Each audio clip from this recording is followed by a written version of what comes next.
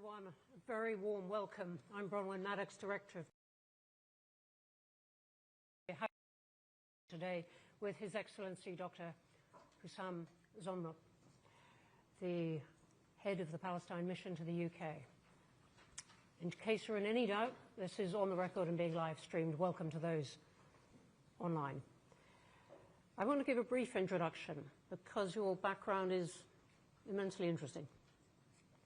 Ambassador is the head of the Palestinian mission, as I said, but before that, he served as Strategic Affairs Advisor to the Palestinian President, Ambassador to the United States, head of the PLO General Delegation to the United States, and his previous official roles include serving as Ambassador at Large for the Palestinian Presidency.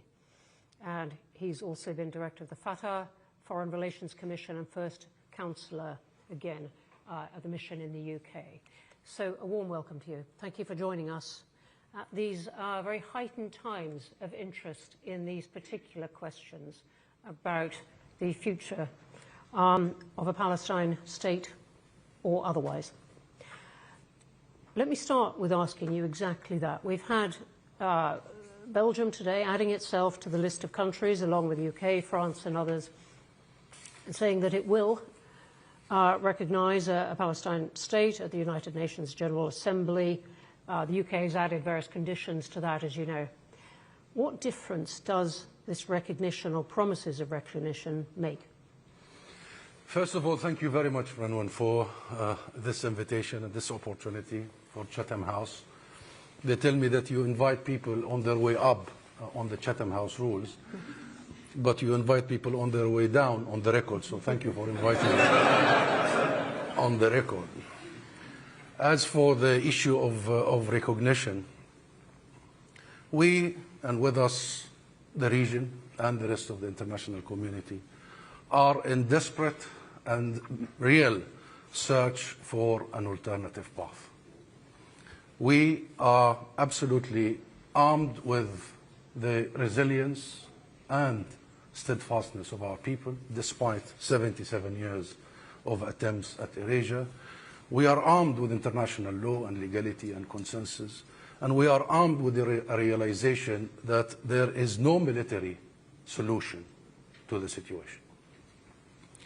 And recognition comes in this respect. We have also learned the lessons of the last 30 years of failed peace processes.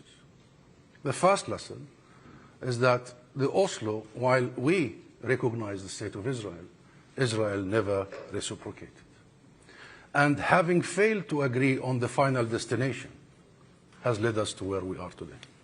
Israel used the Oslo process to actually undermine the very final destination we agreed on, which is the two-state solution. Okay. So recognition is a first step. It's not a final step. It's just a first meaningful, significant step in an international momentum to implement the two-state solution rather than negotiate it. So we welcome Belgium announcement as we did welcome the UK announcement. So what do you say? You use the word meaningful there. What do you say to people who say, look, this is just a symbol, it means nothing? Recognition is not a symbolic act. And I have said for the last so many years here in the UK this. I said, the question is never why should you recognize? Why should the UK recognize? The question is always why the UK did not recognize for all these years. And the fact that it did not recognize led us to where we are today. There are many aspects of the recognition, none of which will actually lead to implementing the two-state solution. There has to be many other steps that we build on. But it is a first step without which we cannot get to the finish line. And go back to the last 30 years and you will know. But French, Spanish, Irish recognition is something. And the UK recognition is something else. Because? Because of the history. Because of the gravest historic injustice that has been inflicted on the Palestinian people. Because of the colonial era. Because of promising our land without consulting us. Because turning us. You're referring to the Balfour Declaration, 1917. Of course, the Balfour Declaration. And I refer you to the Foreign Secretary only yesterday in the Parliament, David Lammy, and at the UN General Assembly, speaking about the historic injustice that has been committed against the Palestinian people. So look at the recognition as correction of this historic injustice. Look at the recognition as the starting gun, just the starting gun, for a real, meaningful, not lip service. And I have to accuse the UK and the rest of the West for 30 years of giving lip service to the two-state solution. Look at it as the first meaningful starting point to a march or a sprint, not more than a year and a half, to actually implement international resolutions rather than negotiate them. So thank you for dealing with that. And we were discussing just next door what you described as the rise in international pressure on this. Do you think this pressure amounts to anything if the US does not join it? And we've just had the US refusing a visa for Mahmoud Abbas to go to the UN. Yes, it does. International pressure matters. And it's not just the US that has a responsibility here. It is the rest of the international community.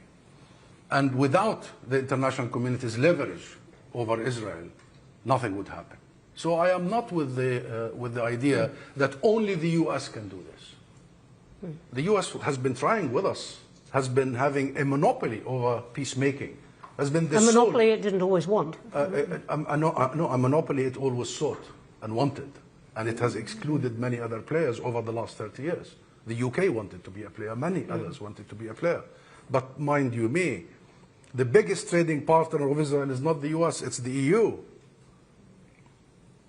The leverage that Europe has, the leverage that the rest of the international community has is immense.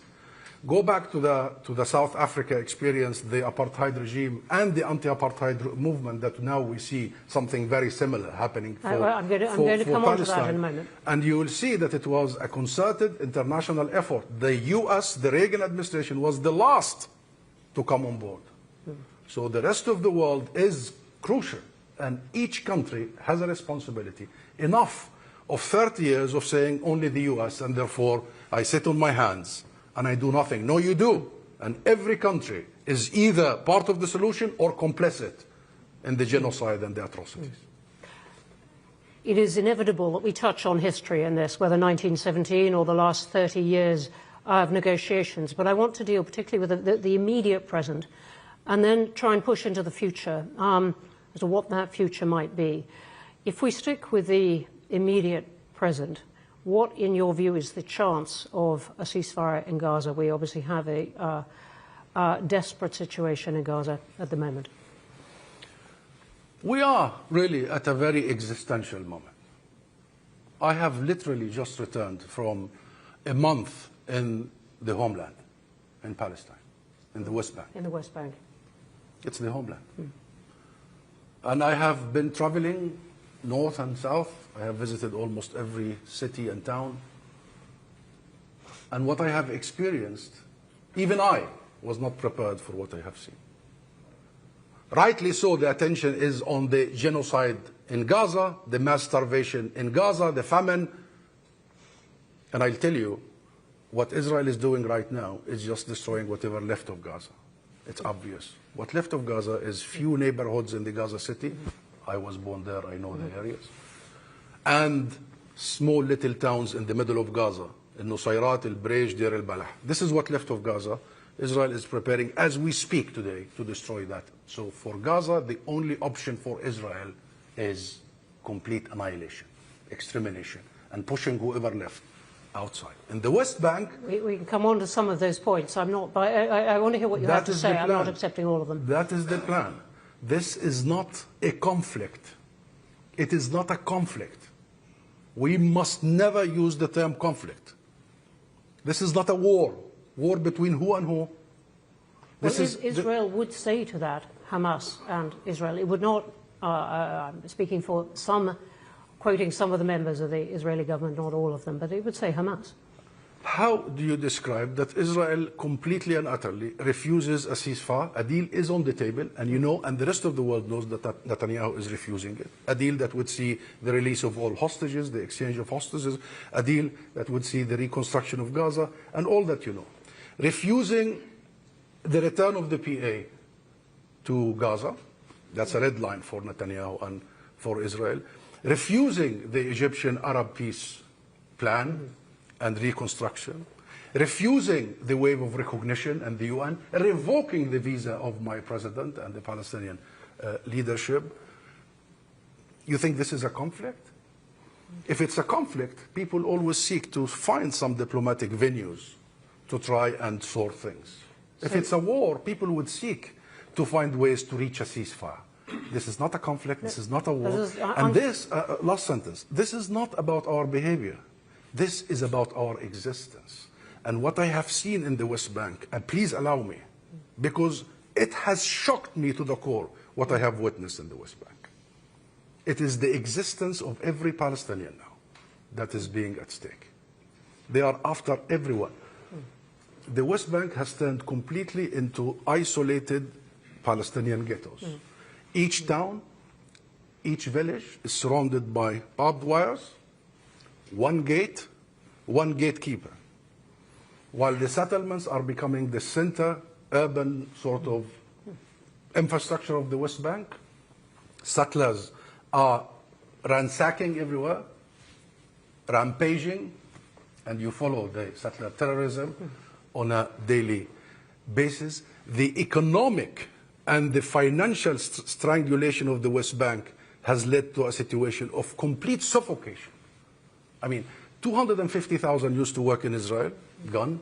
250,000 work for the PA, no salaries. That's more than half of the workforce.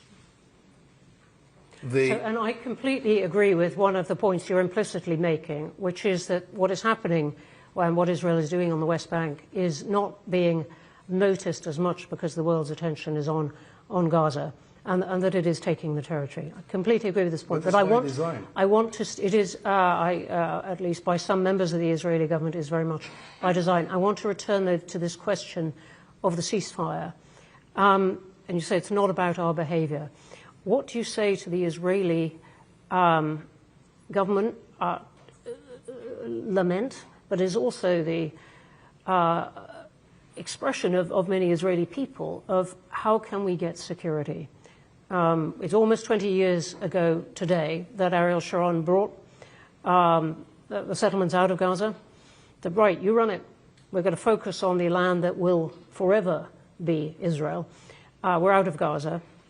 And the Israelis, as you know, say, what we've got since then is rockets, and then we got October 7th. What do you say?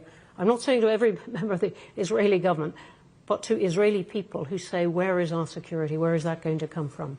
I say what Foreign Secretary Lamy said only a few hours ago in the parliament. He said, security can only come from definitive borders and rights, not from indefinite occupation. He's right.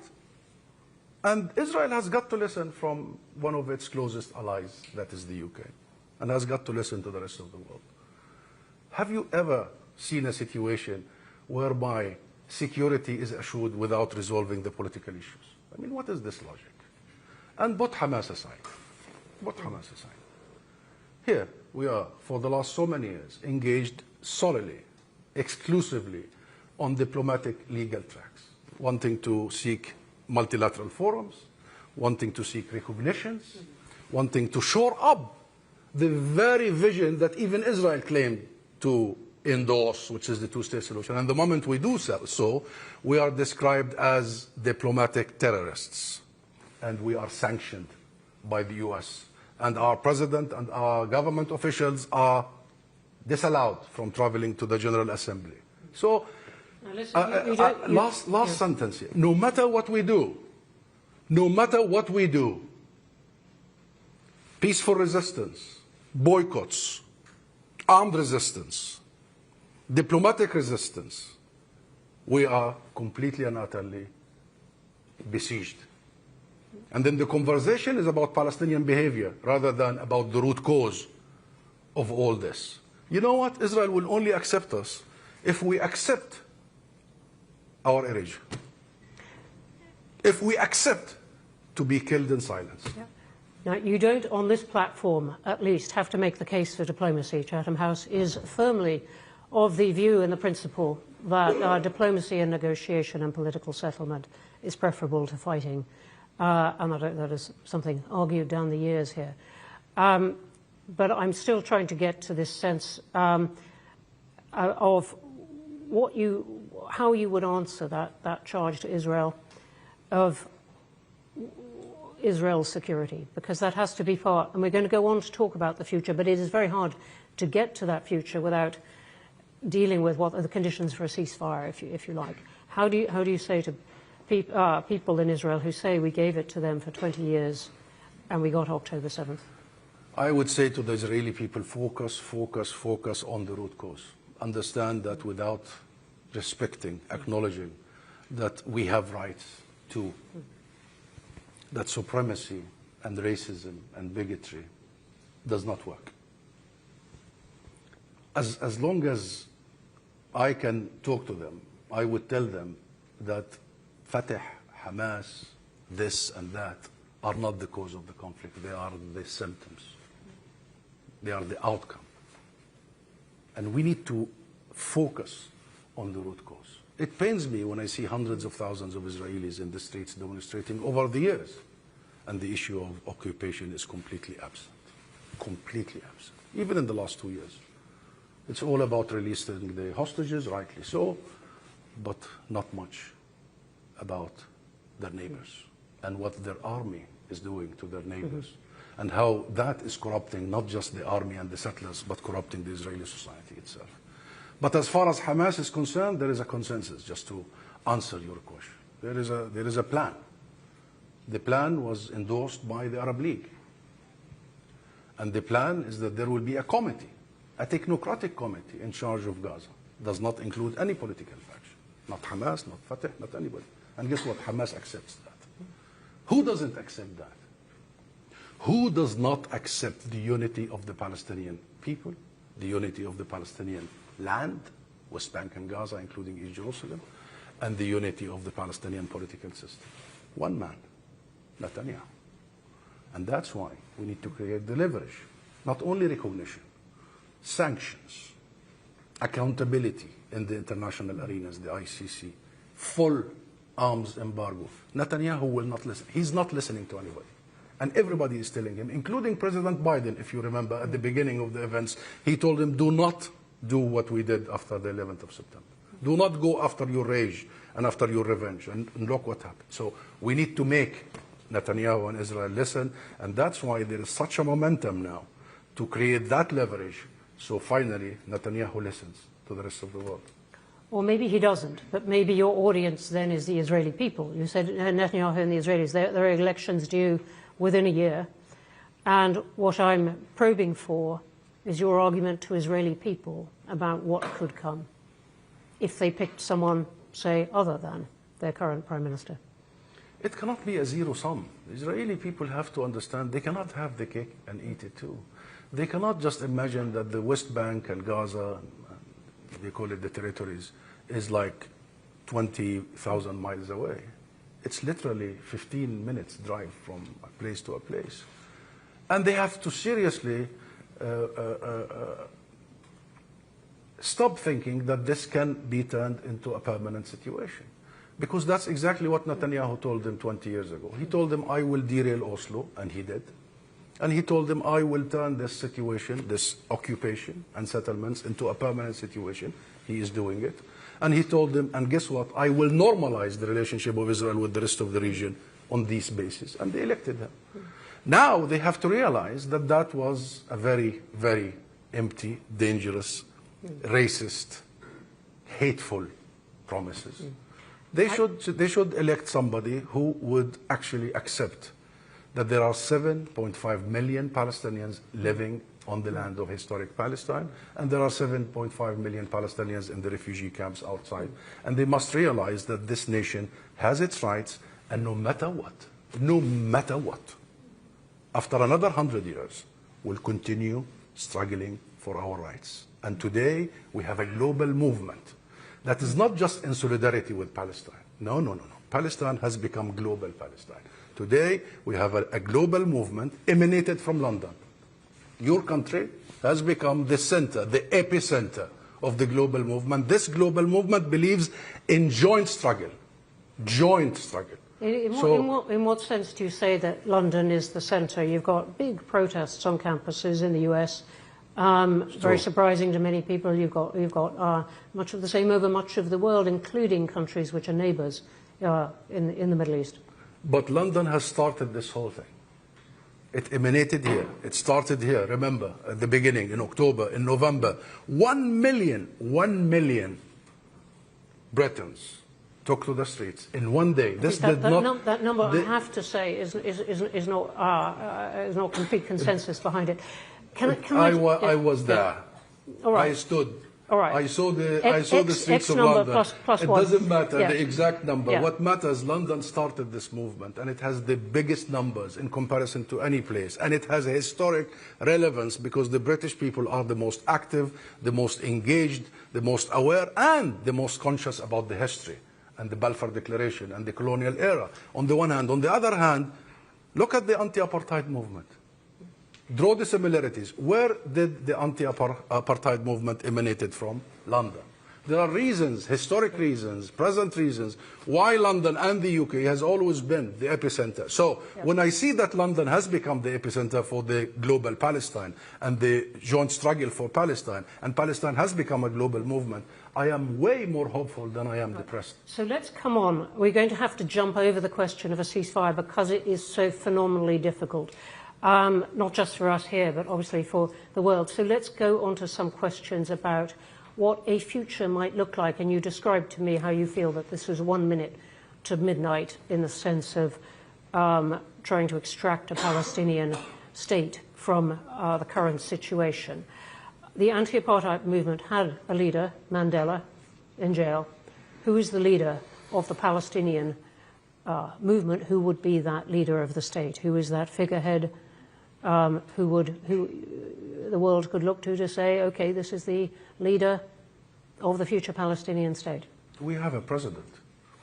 And we have the Palestine Liberation Organization, which is an umbrella that represents all Palestinians. Yes, there is a Palestinian conversation, rightly so. They have the absolute right to discuss issues of renewal, issues of democratic processes. All that has been discussed by the various Palestinian constituencies. But we do have one flag, we have one address. Here in the UK you have one address, that's the embassy and the ambassador. Soon to be an embassy, now it's a mission.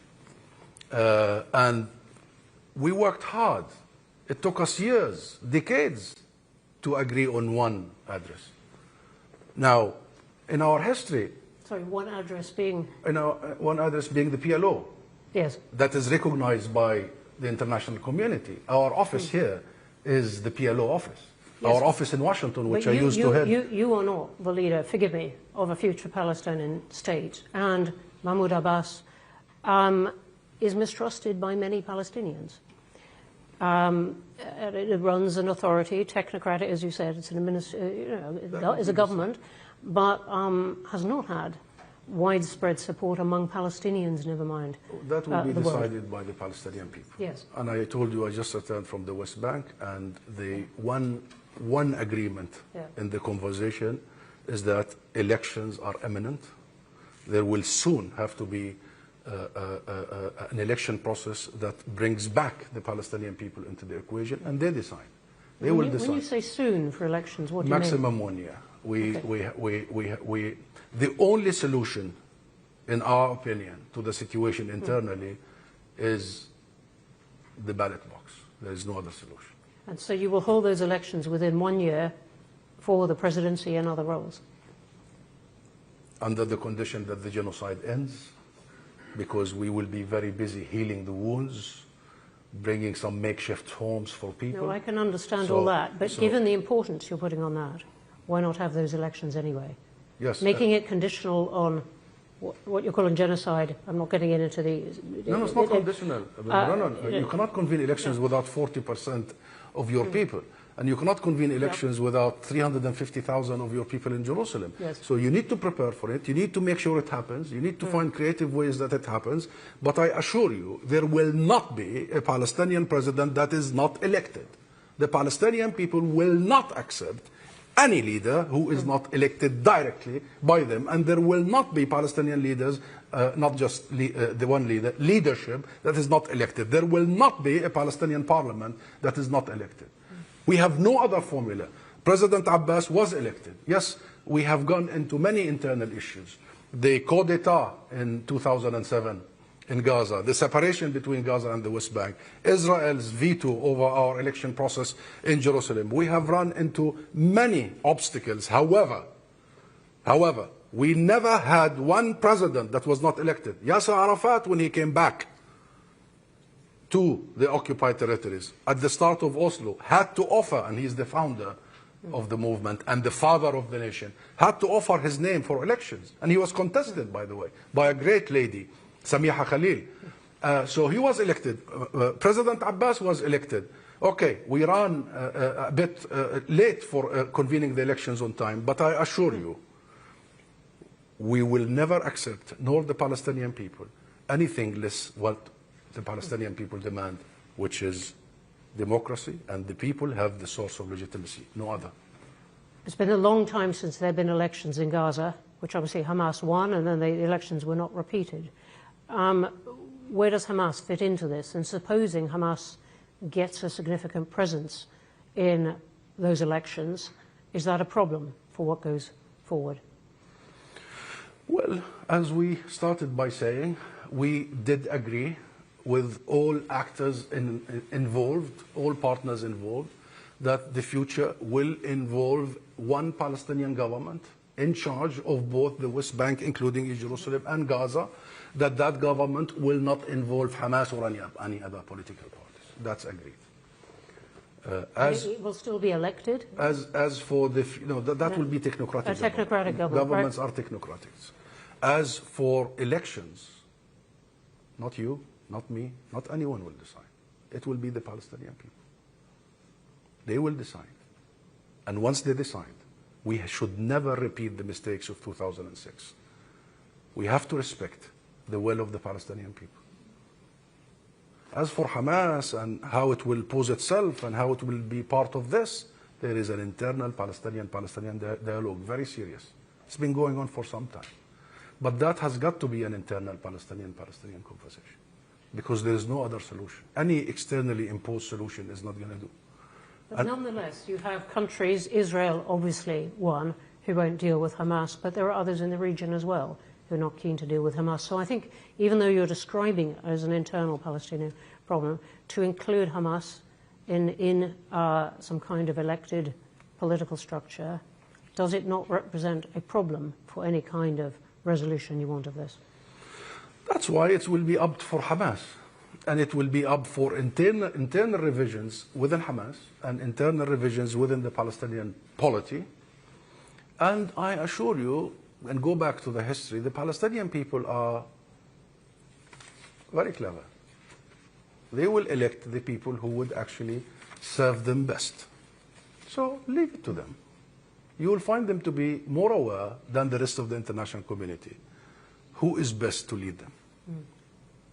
And you know what, while we have issues and we understand that in the day after it has to be the PA, and we are absolutely clear that there has to be one law, one government, one police force, and we will do that.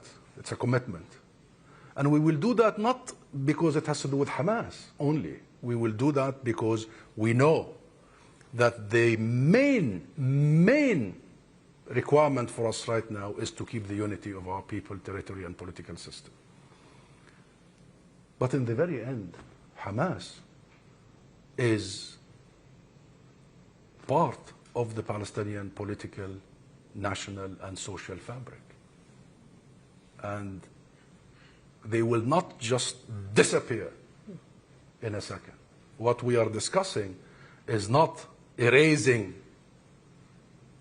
We are fighting Israel's erasure. What we are discussing is reform, change of direction, internal dialogue, so we avert Israel's complete annihilation project, and we maximize our interest at this critical moment that you described earlier as a minute before midnight. It was your phrase, but I picked it up because it is so resonant. Let me ask you a few more things before I come to questions, but just as we are on Hamas, do you condemn what Hamas did on October 7th?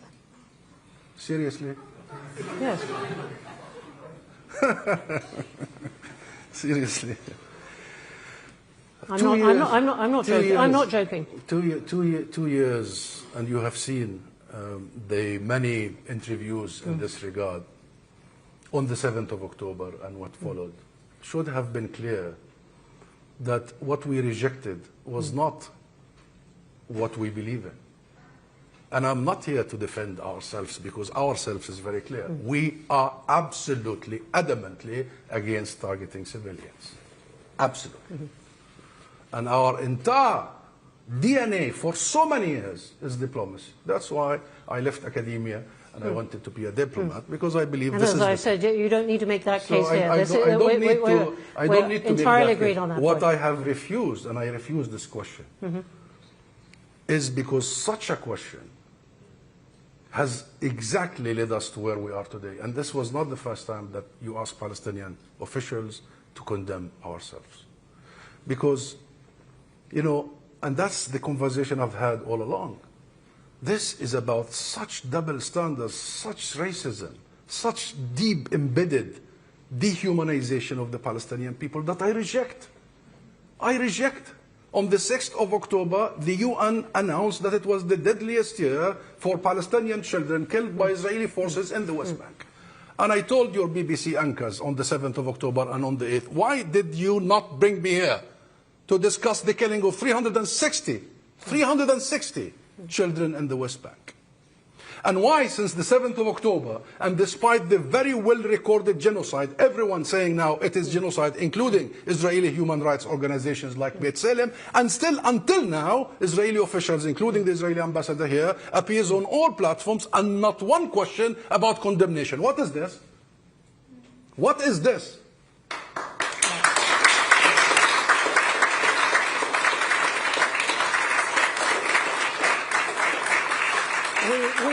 We are all here today against a backdrop of more than 60,000 Palestinians being killed by Israeli action in Gaza, by an encroachment by Israel on the West Bank, using violence in many cases, by famine declared by UN agency in parts of Gaza. That is the backdrop. But it is still a question which is not about the Palestinian people. It is about Hamas and the role in the future, which is what we're here to discuss. So you may reject the question, but it still hangs there. Let me turn to a different question about the future. And you refer to it as well about the contribution of countries in the region and the plan.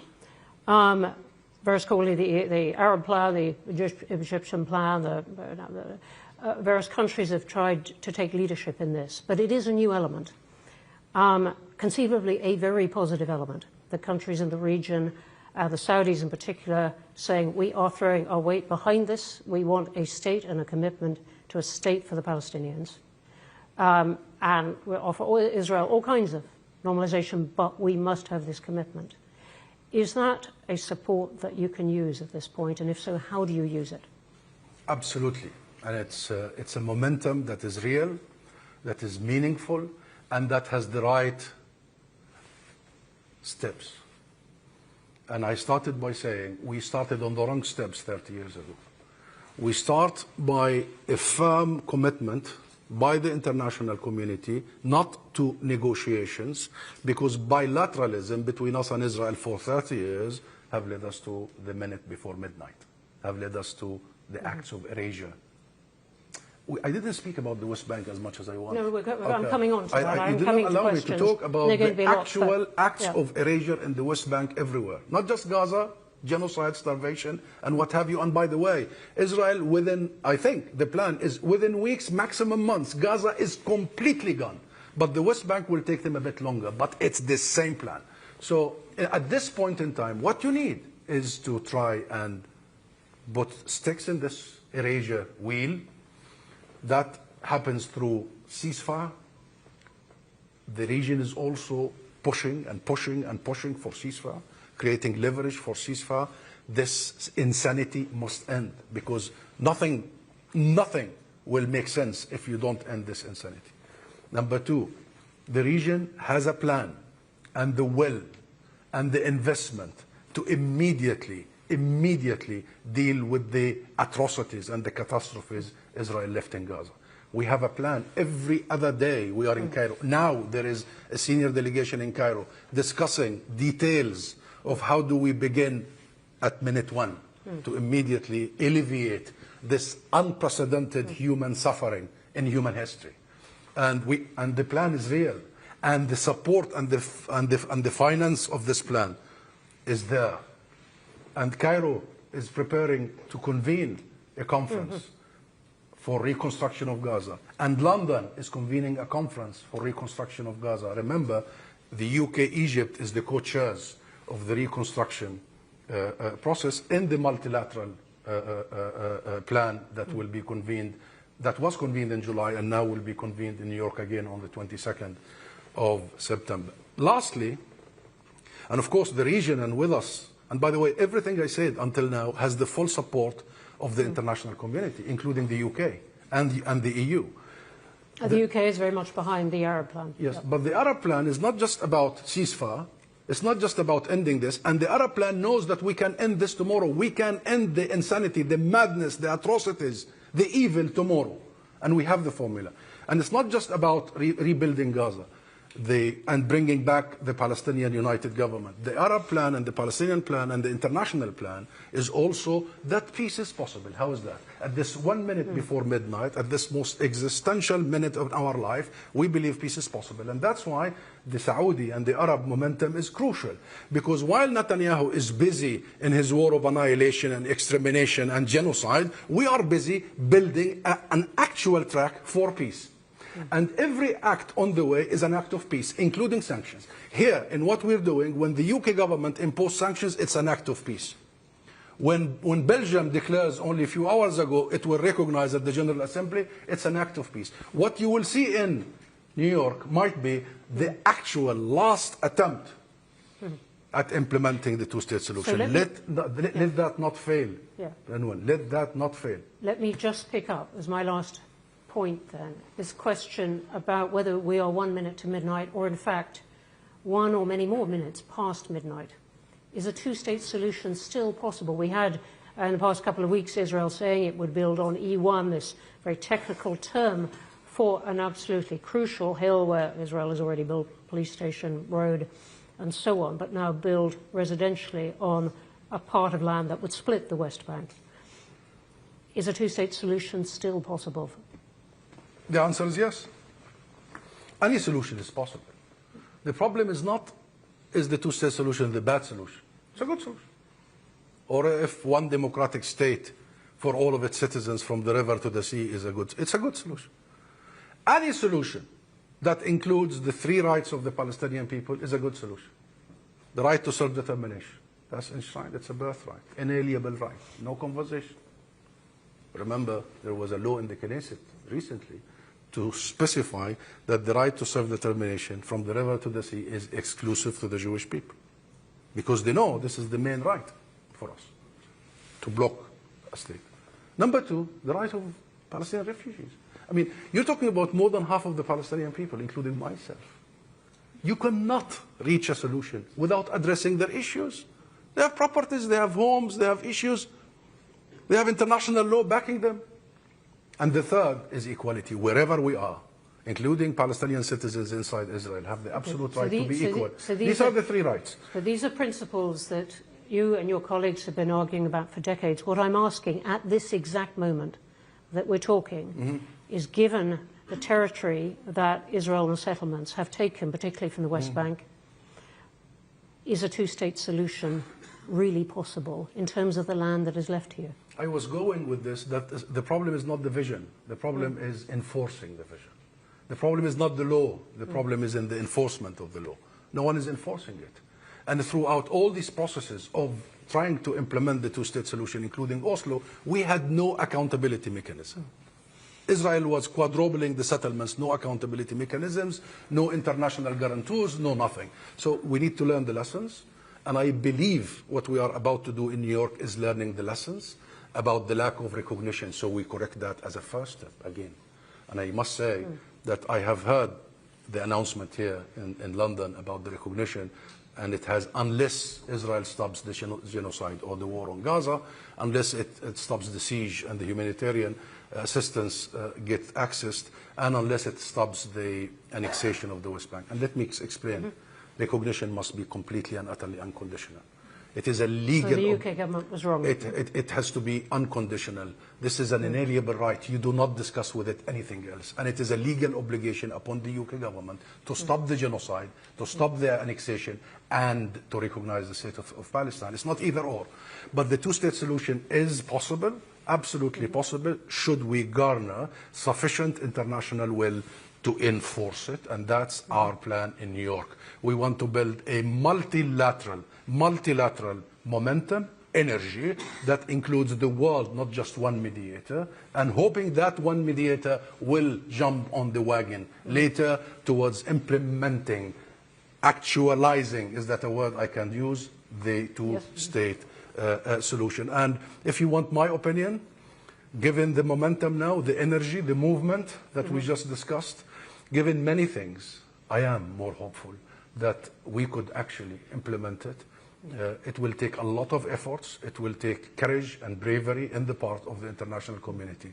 But believe you me, as much as you hear Israel disregarding international actors, not heeding anything, in the very end, it lives on external support. And if that external support is genuinely, not half commitments, not half arms embargo, full arms embargo, not half sanctions, full sanctions, if that international momentum is genuine and serious, Israel will have to heed. Okay, let's come on to some questions. I'd be surprised if there were none. Let me take, and I'm going to take them one at a time. People could make them a question, not a speech, and if you could ask just one question, I'd be grateful, and I'll take some online as well, please. You need a microphone. If you could say who you are, that would be an extra bonus. Thank you very much. I'm Salman Sheikh. I'm the CEO of the Sheikh Group. We work on dialogue and peacemaking. I've known Dr. Husam since the days in Gaza when I worked for the UN Middle East envoy, who, by the way, always said he was the architect of Oslo, that there was no independent referee when it came to Oslo. That meant settlement building. And secondly, there was no end destination. So, for sure, the end destination is what I wanted to talk to you about. I agree with you, Dr. Husam, about a more hopeful scenario, but many of us who've known Benjamin Netanyahu believe that he's now more nakedly pursuing a greater Israel project, which includes, of course, erasure of Palestinians in Gaza, but also in the West Bank. You've talked about a fledgling international coalition and pressure. What do you expect that international coalition, including the UK, to do if they start to annex and make announcements around the time of the UN General Assembly, annexation of parts of the West Bank or whole? And what do you expect the UK to do in that case?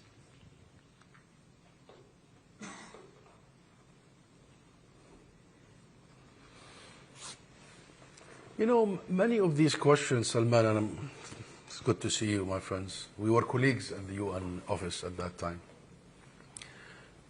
You see, I'm an intruder into politics. Many of these questions have a very simple and straightforward answers, and sometimes it gets me a little bit heated to ask this question, because it was very straightforward when Russia invaded Ukraine. What should the UK do? Very straightforward. And for the rest of the world, the full force of the law, the full force of the law was applied instantly. No conversation. Invasion, conquering land, the inadmissibility of conquering land by force is the premise of the international order, the rules-based international order. So, should the West Bank be annexed, or Israel announces that? By the way, let me dare to tell you, Salman, after that month in the West Bank, I think Israel de facto has already annexed the West Bank. It's just waiting for a moment to announce it. It is destroying the entire apparatus of the Palestinian government, the authority. It is not allowing any services to be provided. It is re-establishing direct relationships with the Palestinian people. It is announcing that the civil authorities, the civil administration is in charge. It is even taking back authorities like land authorities. So now you cannot build anywhere without their permission. All this is preparation for. So this is a very grave and serious matter. So that's why we keep saying recognition is the first meaningful step, but it is by no means the last. It has to be followed by actual sanctions. Actual sanctions. And what are the sanctions? And not number one, and I'm really, really surprised that I have to say this. I should not have ever sat here and said this. Ban settlement products, number one. You keep saying every morning, every evening, from 10 Downing Street and from the Foreign Office and from every single establishment here, that these colonial settlements are illegal. And they are. It's not you saying. It's international law. They are illegal under international law. Okay. Why do you import illegal products? Why? Why, Salman? Okay, yes. so that's okay. point No, one. Let's start with that, number one. Yeah. And you know what? You are so against annexation. Why annexation is happening? Because of the settlements. So hit the settlers. Hit the settlements. And I don't want you to hit them in the head. Hit them in the pockets. In the pockets. And the list of sanctions, and I see Andrew here from the FT, because I've discussed this with him before, the list of sanctions is very long. Sorry to call you off guard, Andrew. The list of sanctions is long, and we have provided that list to the government here. Be real, and don't be half-committed, and don't zigzag and dance around the issues. Illegalities must be marked. Okay, visa waivers. You granted Israel a visa waiver in the 50s, since Israel was established, because you consider Israel to be European. You give that to Israeli citizens, fine. What about that Israeli who live extraterritorially, illegally, in a colony in the West Bank? Does that person have the right to come to the UK under the visa waiver? Tell me. What about the dual citizens who serve in Israeli army? Tell me. So you tell me the international community, including the UK, have taken the sufficient action to stop this? No, they have not. No, they have not. Steps have been taken. And credit, when credit is due, you have to spell it out. The UK government, for example, have taken some steps. But too little, always too late. They have doubled their support to UNRWA. Very welcome, given the attack on UNRWA and the Palestinian refugee issue. They have withdrawn the previous opposition to the ICC process, and they said they respect the independence of the International Criminal Court, and we welcome that. They have imposed a partial arms embargo, minus F-35s, and we welcome that. They have announced a series of sanctions on 2 ministers and on settler violent groups and on the institutions that support these institutions. We welcome it. And they have they have announced their intention to recognize the state of Palestine, as you heard, on the 29th of July. But if you put all these steps, most of them are half measures. And all of them are not done in a way to really create leverage. So when the arms embargo is announced, you have official statements saying that, yes, we will impose an arms embargo, but we assure you this will not affect Israel's military capability. I mean, what are you doing? I mean, the whole idea of arms embargo is to affect Israel's... So these things need to be done with full heart, with meaning it, say it, do it as you mean it. And let's be together. This is not about punishing Israel. This is about saving Israel and saving the rest of us. Mean it, do it, walk with us, march with us for a very short period when we change the reality and tell every actor involved, this is the path, and we are serious about the path, and we will invest political capital in the path. As long as we dance around it, we will not get there. So this is the sanctions for you. Okay. Thank you, and thank you for the question. There was one right at the back, nearly at the back.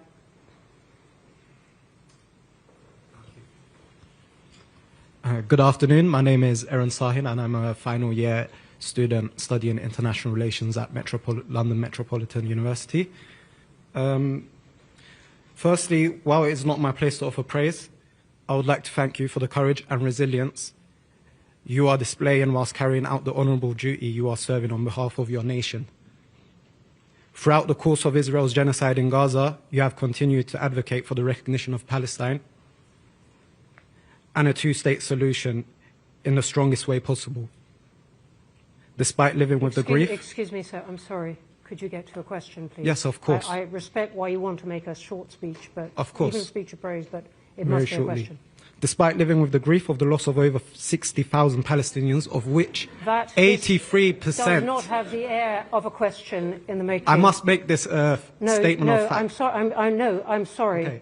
I'm sorry. Your Excellency, you must ask a question. You have mentioned that there is no accountability mechanism and no enforcement of law. So my question is this: should the state of Palestine be granted full recognition as a UN member state in the near future?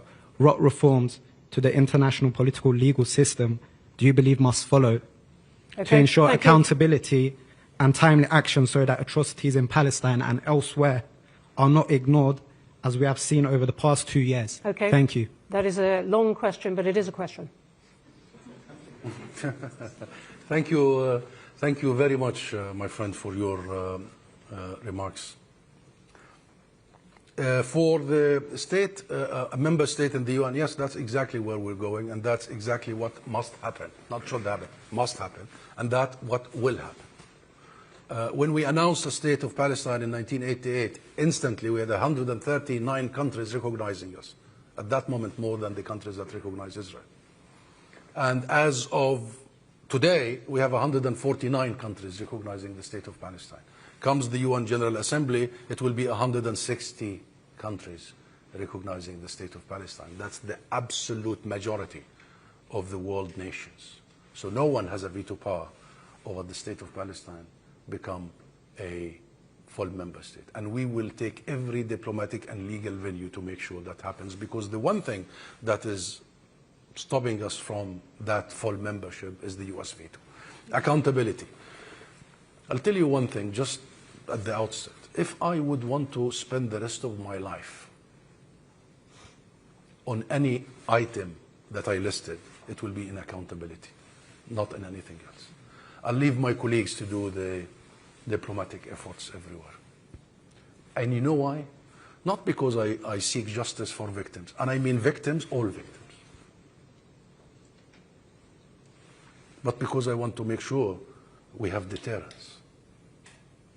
I don't want to see this again in my lifetime, and I don't want my children to see this again. What happened in Gaza is not just a dent in our humanity. It's the most dangerous act of normalizing savagery, barbarity. It's the most dangerous act that demolished everything we learned after the horrors of the Second World War. And guess what? As we speak now, there is 100 Palestinians being slaughtered in Gaza as we speak. And so what do you want? It has become normalized. What do you want It's not getting the same reactions as it used to get. So how do you prevent this from happening again?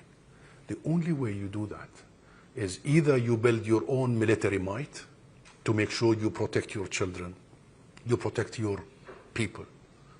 Never again. And we have our moment of never again. Or you revert to international judicial system. The second is our choice. So the arrest warrants of the ICC must be implemented. And you, your generation and mine, must do everything we can. So every war criminal from all sides must be behind bars and pursued by the international justice. Without achieving that, we are just sitting ducks waiting for the next acts of genocide. So thank you for that. And it was the question I was going to ask, which is what constitutes international accountability these days when the world and some of its main players are not agreed on the nature of that accountability, whether the Security Council or ICC and so on. But thank you for that. There's something the Chatham House is working. No, hang on one sentence. Why we don't agree? We immediately agreed to take the Russian president to the ICC. The ICC has been Not every country is, and the US conspicuously is one of those that doesn't throw its weight behind that. So the world overall is not completely agreed on that, which is a weakness in the international accountability. But thank you. You answered where you're throwing your weight. I want to try and get one or two more.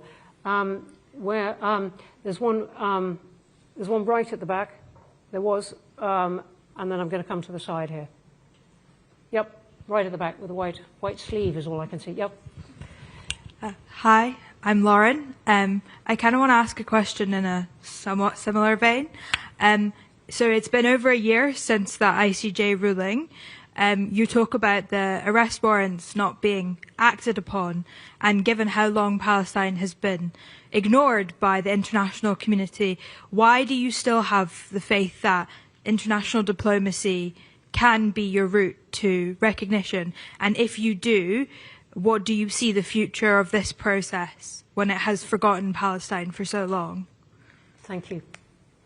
I'm hopeful because of you, my friend, and because of the new generation. And I'm hopeful not because I have any doubts or illusions that the US will help actually implement the arrest warrants. My hope comes from the fact that I believe firmly that the problem is not in the law. And the problem is not even in the institutions of the law, as in the ICC or the ICJ. The problem in some countries, in a very imperialist, hegemonic way, think that there are laws for some and laws for others. I'll quote a very senior American senator here who said this last year when the arrest warrants came out of the ICC. He said the ICC was created not for America, not for Europe, and not for Israel. The ICC was created for Africa, for some countries in Asia, for Russia. So the problem is in the double standards of applying the law, number one. Number two is in enforcing the law, as I started by saying. Now, your role as a new generation, and my role and our role, is to make sure that the law is applied equally. I know this sounds very simple, but it's so hard to get. And I have hope in the newer generations, and I follow what is happening in the US, given that the US is the biggest obstacle to applying the law equally. I see your generation, and I just heard our friend from Yale University and many other universities. We followed the incumbents. Yes, we followed the backlash and the censorship and the blackmail. But we also see that growing numbers of people worldwide, that is reflected in national political processes, that they really want to see the full equal application of international law. It's not going to be easy. It will be difficult. But hell, you and I will have to keep going until we get to that point. Thank you. I'm going to squeeze in one more quick question. There was one here at the side. I'm sorry, I'm taking them sort of in the order they came. The lady here on the side. Good day, good afternoon. My name's Thanisa Naidu-Lewin. I'm from the South African High Commission in London. Bronwyn, thanks for giving me the floor. I know you don't want us to make statements, no, but I don't. I really don't. I'm really not going to make a statement, but I have to preface it as an international lawyer by stating that while I've been here, I've read about, sorry, I want to call you ambassador, but I'll call you the head of the Palestinian mission. Not a head. Okay, but it says that there. I noticed from your Wikipedia bio that you were born in a refugee camp, and therefore I feel that you have a particular place and a, what's the word, you are well placed to speak about your country's and your nation's history and the way forward. My question is, to what extent has South Africa's genocide case at the ICJ, together with the ICC arrest warrants, helped to broaden and widen the international community's help in BDS in bringing the cause to as many people as possible? And what more, apart from diplomacy and speaking about these in forums like Chatham House, can one do to assist Palestine recognize its full statehood? Thank you. Thank you very much. Thank you very, very much. And I would want to start by answering all of your previous colleagues who asked questions by pointing to what is the way forward. And in my opinion, the way forward can be summarized by one country, that is South Africa. South Africa have shown the rest of the world how to be a responsible international actor. South Africa have shown the world how to actually take law to the letter and how to make sure that law is applied equally and to all. And I salute you, and I salute your country being from the Commission of South Africa. And actually, I am going to salute you myself, because I know Chatham House don't like the upload. And having said that, my friend, we need to keep the course that you started. And now we have multiple forums and groups, including the Hague Group, as you have followed, and South Africa was taking part of that to make sure that we apply the international law equally. But the ICJ was a watershed moment. And there are two moments in that. The moment South Africa and other countries took Israel to court for the crime of genocide, and as early as January 2024, the court came out with a clear ruling that it is plausible the crime of genocide is being committed, and therefore placed Israel officially on trial for genocide. Now, you and I know this is going to take years to come up with a final verdict. But the fact that the highest world court decided that the crime of genocide is plausible should have been the end of the conversation as far as the rest of the international community. But it wasn't. Until now, we suffer of convincing people. You're talking about January 2024, a year and, 8 months ago? Only 3 months after the war started, or the genocide started. So it helped get us to this moment. All the way to yesterday, I had convened a meeting with the First Minister of Scotland, who told me that now Scotland have announced that it is a genocide. So it took a long time for many international actors to actually come to the point that the ICJ has already revealed. But there was another ICJ moment that is as important. And it was the State of Palestine that actually referred the case to the ICJ via the General Assembly, the UN, which is to assess the legal situation in the occupied territories. And in July 2024, and please, this has to be the watershed moment and the cornerstone of our work from now on.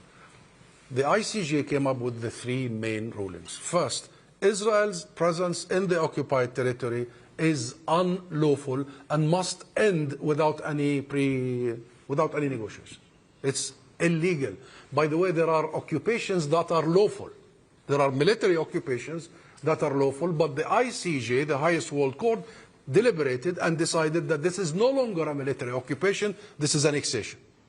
This is no longer a temporary situation, this is a permanent situation, and therefore unlawful. Second, all of Israel's illegal settlements are unlawful and must be dismantled unconditionally in the West Bank, including East Jerusalem. Thirdly, and that's the most important part that us and the new generation will be working on, all third parties must cease immediately to provide any material, political, legal support to all this unlawful practice. And on this deck, on this pillar, we will build our international diplomacy. So it is paramount, my friend, the legal track. Israel is undermining the legal track. America is threatening international justices, revoking visas of ICC prosecutors, and what have you. But I'll tell you, you and us have to keep going on that track, because there is no other track that will bring justice and accountability and peace except the legal track. Because politics is about power and it's about asymmetry. And in our situation, politics does not deliver on its own. What can deliver is the clarity and equity of law. Thank you.